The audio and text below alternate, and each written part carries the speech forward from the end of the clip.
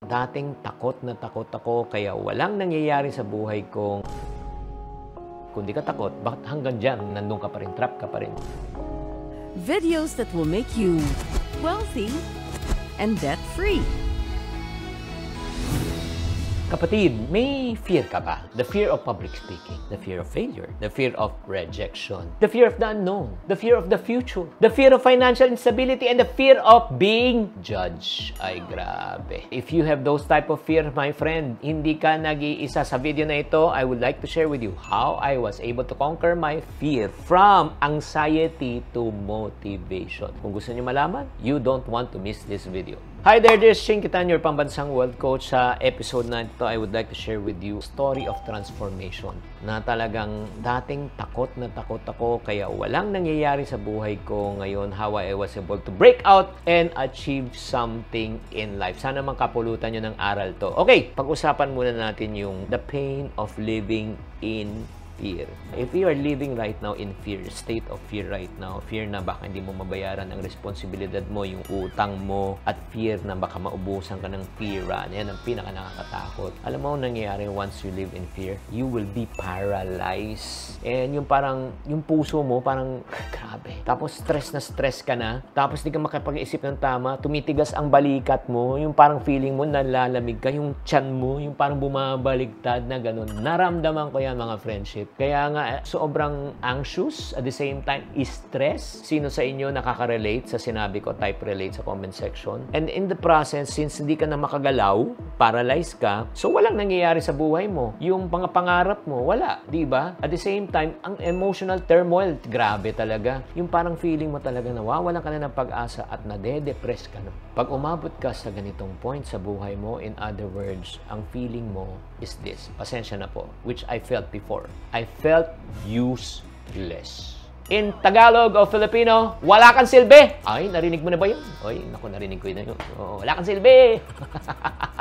Ay, grabe. Because I was living in fear. Kaya nga gusto kong tanongin maaga-aga pa kay user S70S2J2G. Ang hirap naman basahin pangalan mo. Nikto, 15. At si Rani Mansilaw, 557 from CDO. Maayong gabi o maabuntag sa imong tanan. So, anong ginawa ko? Anong ginawa ko to really get out of fear? Alam mo, I'm really so thankful and grateful to this person by the name of Miss Tony Rose Gaida that she was the one who helped me to move out of fear to faith.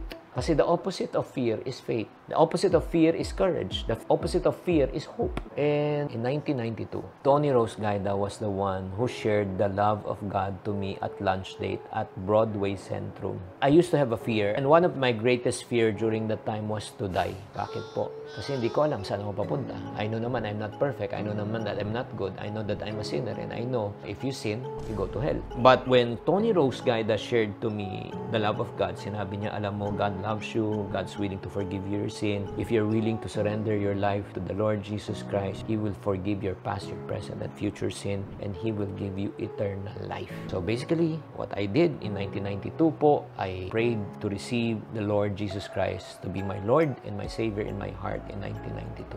And ever since that day, I found hope. I found purpose. I found that I should not anymore live in fear. With God's guidance, I learned how to confront and conquer my fears. Yung parang sinabi ni Lord, I have plans to prosper you, not to harm you, to give you hope and a future. My plans for you is to make you the head, not the tail. I will make you the lender, not the borrower. I will put you at the top, never be at the bottom. So whenever fear strikes me, na wala na akong pera, wala nang nangyayari sa ano ko, sinasabi ko, I always declare the goodness of God and the promises of God. If the devil reminds me of my failure and my past, I will remind him of his defeat 2,000 years ago when Jesus was resurrected. So, yun yung nangyari. So, paano ko ba talaga nalagpasan to? Probably some of you, ako mukha nagiging spiritual ka na. Guys, ito lang. This is my personal journey. Kaya sinishare ko po to sa inyo to. So, how was I able to overcome my fear? Number one, I acknowledge my fear. Alam mo, likewise, guys, ikaw, the first step talaga, kung gusto mo talaga makawala sa takot, kailangan, aminin mo na takot ka. May mga iba kasi in denial pa hindi ako takot.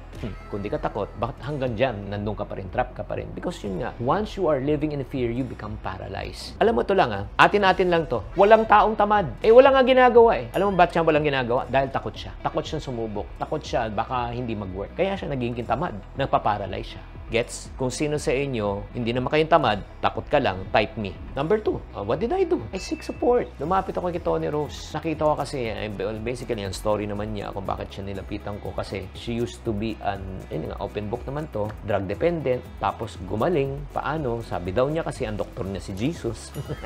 Natawa nga ako nung sinabi niya yun. Pero one thing I cannot deny was her changed life. So, I sought her support and I found my answer. So, what did I do? Third, embrace faith and spirituality. I don't know for you, ano kailangan embrace mo? Ano kailangan hanapin mo? Diba? It may be different for you, it may be different for me. Pero kung ano man ang faith mo, I respect that. All you need to do is just be connected with your faith. And then number 4, I started to be mindful. I started to read God's Word. I started to pray. I started to be part of a community and a church. Yun po ang ginawa ko po. So, that's the reason why na-renew yung mind ko. Siguro kailangan gawin mo rin yan. Magbasa ka. Maghanap ka ng coaches and mentors. Maghanap ka ng community. Likewise, may community naman tayo eh. Diba? May community tayo ng Team Iponario. You can join the Team Iponario community kung gusto mo matuto sa pera. And then, last but not the least, ang importante, I took baby steps. When you say baby steps, just like David, before he conquered Goliath, hindi niya kinalaban ng Goliath na 10 feet tall. Number 1, he conquered a lion and then a bear. And then from lion and a bear, and then he conquered Goliath. Ganon din po, baby steps. Kung gusto mo talaga sumubok sa pagnenegosyo, umpisa ka kahit sa maliit na negosyo lang, maliit na puhunan. 500 pesos, kumita ka 100. Naku, big win na yan. From 100, gawin mong 500. From 500, gawin mong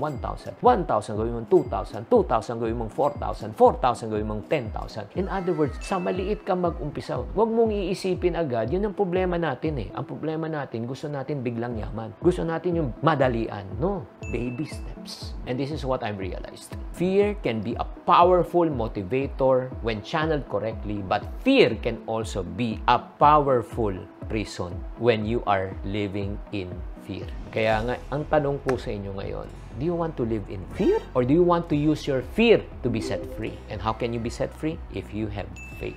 Faith in belief that something is greater than yourself can happen to your life. If it happened to me, and nobody just like me, it can also happen to you. So, ito lang sabihin ko po sa inyo, kung ikaw nabubuhay ka pa sa takot, huwag ka mag-alala. Conquering fear is a journey. It's not a destination. Kailangan i-acknowledge mo na may fear ka talaga. Humingi ka ng tulong. Embrace your faith. Practice mindfulness and take baby steps. Kaya nga, I just want to ask you right now, are you ready to break free from the chains of fear so that you can be set free? And that is what we are all about, Team Iponario. We want you to experience financial freedom. Kung kayo gusto nyo talagang ma-set free, alam mo, I just want to encourage you to join our private group, yung community po namin na Team Iponario sa Facebook. If you like this video, this is what I want you to do. Isa lang hiling ko sa iyo. Cut-paste nyo itong video na ito, i-share nyo sa post sa Facebook nyo, sa LinkedIn nyo, and then share this with someone who you know who's living in fear so that they can be set free. Tatandaan, tamang karunungan, tamang disiplina